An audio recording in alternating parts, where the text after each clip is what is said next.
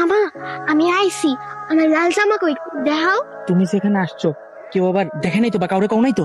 না না মামা, আমি কাউরে কই নাই, এখন আমার লাল জামাটা দাও তো। শোনো, তোমার লাল জামা আছে না, আমি ওই যে ওই ঝোপের ওখানে রাখছি, তুমি চলো আমি তোমার দিতাছি। বাবু চাচা, হ্যাঁ হ্যাঁ আমি সত্যি কইতেছি, আমি নিজে আই নাই এদিকে, মামা আমারে জোর করে আনছে।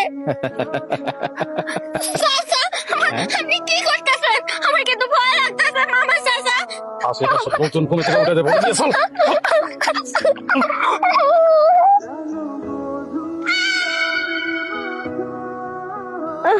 বাবা, ও চাচি আমার একটু পানি দাও না।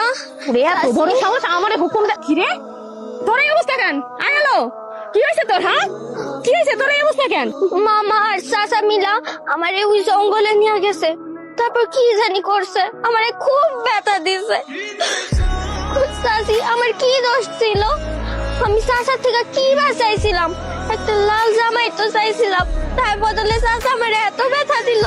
এর থেকে তো মরণও ভালো আছিল। চাচি অনেক ব্যথা লাগতেছে। হায় হায়, আমি এগুলো কি শুনতেছি? ওরা দুইজন মিলে এরকম একটা খারাপ কাজ করতে পারলো? জঘন্য কাজটা কেমনে করলো?